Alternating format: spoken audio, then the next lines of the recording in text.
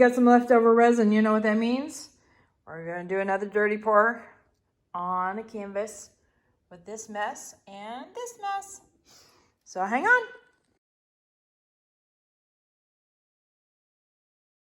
Howdy, howdy, everyone. So I just got through doing a couple of dirty pour videos, and of course I've got some leftover resin and might as well use it up. Besides that, I've also got leftover resin in a dirty pour cup, which is a little bit unusual for me. So now I have not only leftover resin in the individual cups, but the dirty pour cups. So what I decided to do is go ahead and add to the dirty pour cups. And I've got basically two cups. I've got one that's a darker version of the colors, and then the other one's much brighter. So the end of one of the cups just ended up being just really dark.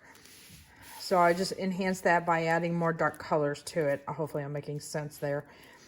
And I'm also hoping I got enough resin to cover this. I probably do. So I'm just putting around this clear coat. It could be any color resin if you wanted.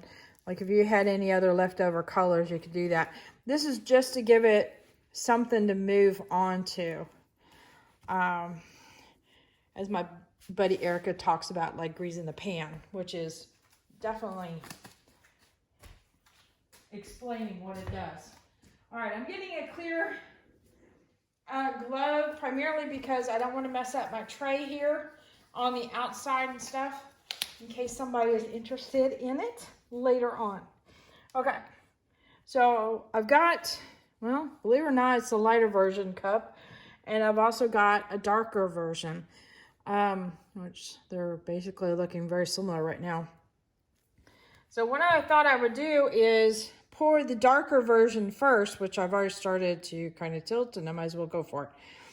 And then the rest of it, I'm going to fill in with a lighter version.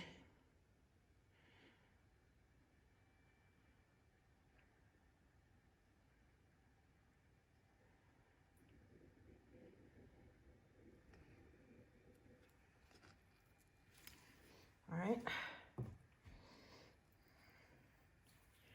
And I'm hoping this has got some white to it. I've also got a cup that I saved on the side that has some additional white, so I can place some where I want. And let's see.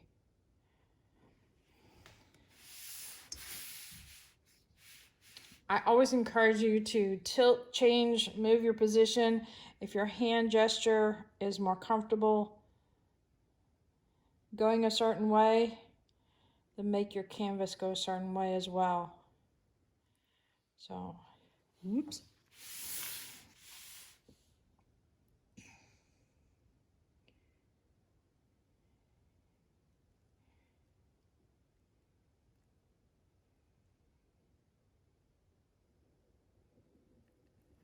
All right.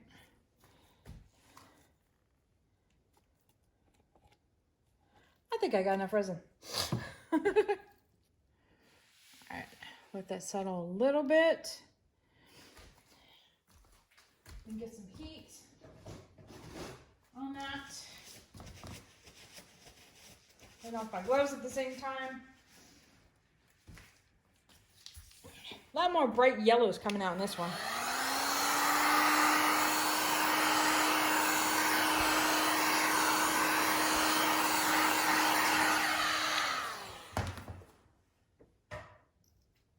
Alright, what I'm kind of thinking of doing, first off, I'm going to get rid of this squiggle a little bit. But I was thinking about tilting it and moving it in position before I apply the white in. I'm trying to also figure out in my head while I'm doing this whether or not I want to pour the white in or draw it in with a stick. So, I'm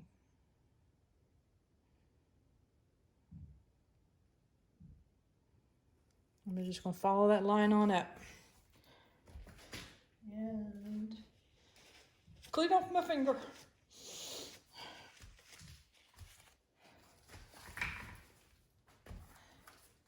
All right. Now I'm going to do, okay. So what I'm going to do is tilt this around.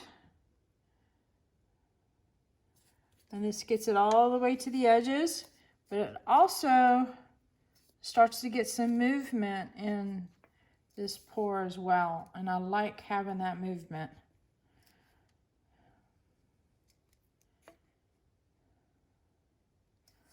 And the resin I'm using today is Stone Coat Art Coat, which is my go-to resin. Especially with this being a serving tray, I like it being having some heat resistance to it. And I believe it goes up to either 425 or 450, one of the two. I have to look and read that label again. All right. Ooh. Okay, that's making me smile like a whole lot. Now, what to do, what to do, what to do. Okay, I think what I'm going to do is draw some lines in because I really like the action that's going on here and the action that's going on there. There's a lot of nice movement, and I definitely want to play with that movement without taking away. So what I also did is combined all the whites I had together in one white. So there's a mixture of, let's see, titanium white, Stone Coat base tint. There's a white tint in here from Just Resin, as well as their Snow White, like fine glitter. But no, I didn't add it to all one mix. It was just in two separate cups, and I just kind of combined the cups.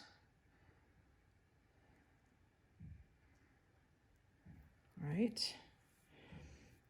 And I'm not worried about mixing up my color right now because I'm at the end of my working time. So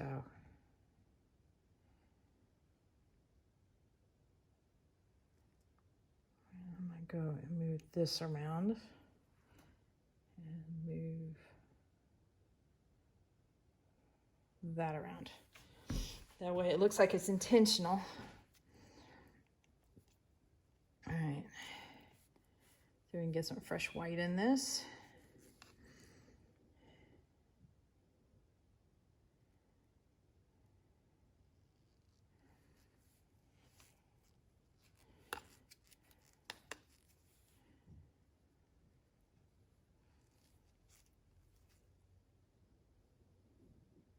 Of course you have to drip when you're drawing stuff because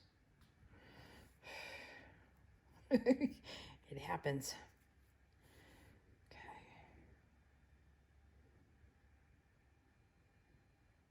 There we go.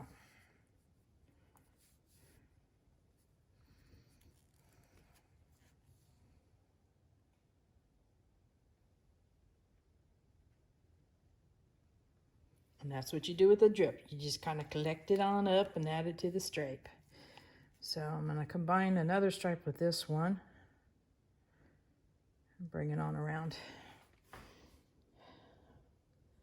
think I'll do one more and call it done. The white helps make the colors pop, and I really like that.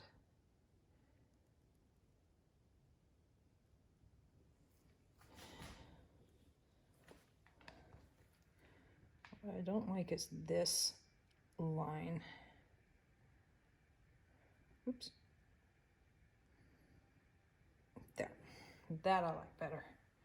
All right. Let me hit that with the heat a little bit.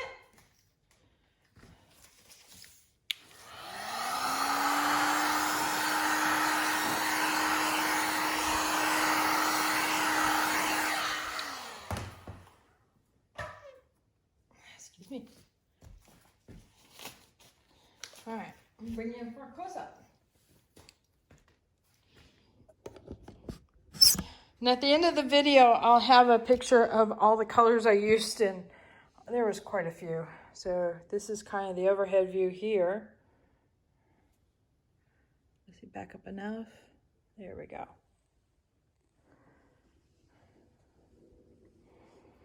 And this is gonna continue to develop as it starts curing. So the next couple of hours could really change things up. I'm real happy with the way this turned out.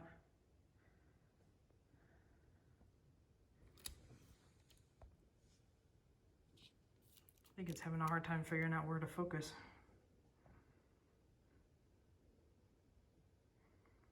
It's a little on the wild and bright side, but then again, I like the wild and bright. All right, until tomorrow, we'll check this out and see how it does. Later.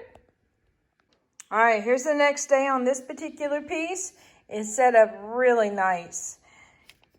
Remember those white lines I drew? Well, they started interacting with all the colors around them. And that's without doing any real manipulation with the lines, just laying out the lines with the stick. Very cool. There's some definite layers of colors in there, or just the way it poured out of the cup. All right, focus. And pull back a little bit. There we go. But we still retained a lot of intensity of color in here, which I was real happy with. So we got a lot of bronze looking colors, and I bet that has to do with the gold and the black, especially since the black was more of a transparent color. Overall, very happy. All right, hit that like button, hit the subscribe button, but definitely hit the bell to get notified next time I put a video up. Later, y'all.